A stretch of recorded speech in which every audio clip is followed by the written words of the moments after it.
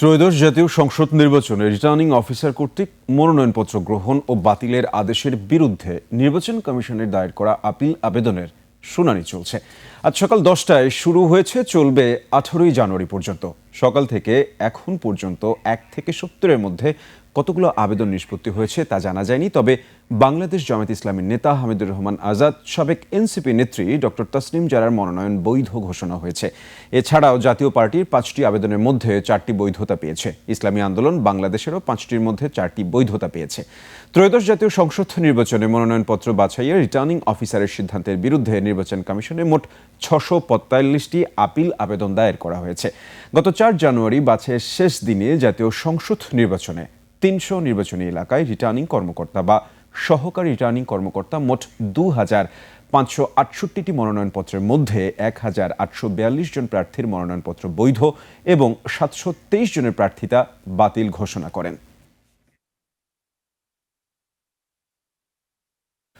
দর্শক, এই মুহূর্তে নির্বাচন কমিশনে আছেন হাকিম মাহি, সরাসরি চলে যাচ্ছি তার কাছে। মাহি, এই মুহূর্তে আপনার কাছে কি খবর আছে, আমাদের বিস্তারিত জানান। সাব্বির, আমি এই মুহূর্তে রয়েছি একদম নির্বাচন কমিশনের সামনে। আপনি জানেন যে আজকে কিন্তু শুরু হয়েছে শুনানির আবেদন, কিন্তু আজকে সকাল 10টা থেকেই শুরু হয়েছে। আপনি জানেন যে এবার ত্রয়োদশ জাতীয় সংসদ নির্বাচনে এবার 2568টি মনোনয়ন কিন্তু সংগ্রহ করা হয়েছিল। তার মধ্যে থেকে 723টি বাতিল হয়েছিল বিভিন্ন কারণে।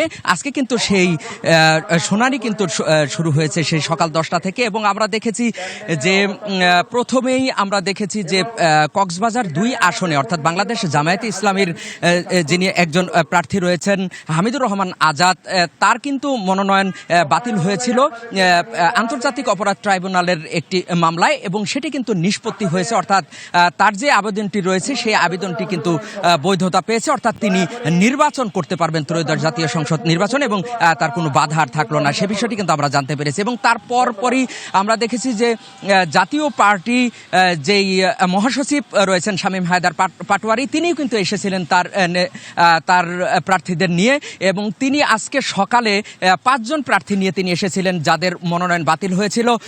তাই সেই 5 জনের মধ্যে থেকে 4 জনেরটা ফিরে পেয়েছে, একজনেরটা স্থগিত রয়েছে। এবং আপনাকে আরেকটু বলি, সেটা হচ্ছে যে ইসলামী আন্দোলন বাংলাদেশের ইসলামী আন্দোলন বাংলাদেশের আজকে কিন্তু 5টি মনোনয়ন যাদের বাতিল হয়েছিল তারা কিন্তু আজকে এখানে এসেছিলেন শুনানির জন্য। সেখান থেকেও কিন্তু 4 জনের মনোনয়ন বৈধতা পেয়েছে এবং একজনেরটা বাতিল হয়েছে বলে কিন্তু আমরা জেনেছি।